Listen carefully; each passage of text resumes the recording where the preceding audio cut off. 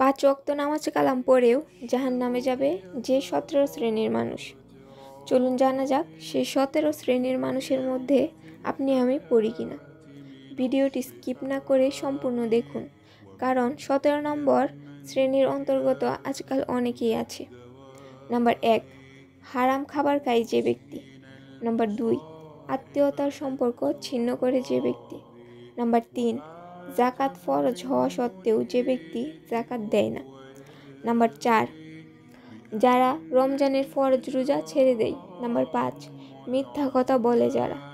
Number 6, যারা গীবত করে। Number 7, যারা সুদ খায়। নাম্বার 8, যারা নামাজকে দেরি করে পড়ে ও অবহেলা করে অগোছালোভাবে পড়ে। নাম্বার 9, যারা লোক দেখানো ইবাদত করে। নাম্বার 10, যারা এতিমের সম্পদ ভক্ষণ করে। নাম্বার 11, যারা অন্যায়ভাবে মানুষকে হত্যা করে। নাম্বার 12, যারা ব্যভিচার করে বেড়ায়। নাম্বার 13, যারা আল্লাহ ও তার রাসূলের অবাধ্য হয়। নাম্বার 14, যারা দিনকে নিয়ে হাসি ঠাট্টা বিদ্রূপ করে।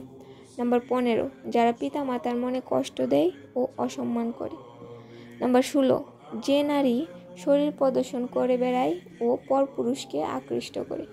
নাম্বার 17, যারা অহংকার করে নিজেকে অন্যদের থেকে বড় মনে করে। আজকাল অহংকার করে এমন মানুষের অভাব নেই, অথচ অহংকার একমাত্র আল্লাহর শান বা চাদর। হাদিসে এসেছে, যে ব্যক্তি অহংকার করলো সে যেন আল্লাহর চাদর ধরে টান দিল। নাউজুবিল্লাহ। এই 17 শ্রেণীর মানুষের মধ্যে আমরা যেন অন্তর্ভুক্ত না হই। আল্লাহ যেন আমাদের সঠিক পথে এবং গুনাহ থেকে বেঁচে থাকার তৌফিক দান করেন। আমিন। ভিডিওটি ভালো লাগলে লাইক, কমেন্ট অ্যান্ড শেয়ার করুন। এরকম আরও ভিডিও দেখতে চাইলে আমাদের চ্যানেলটি সাবস্ক্রাইব করুন। আল্লাহ হাফেজ।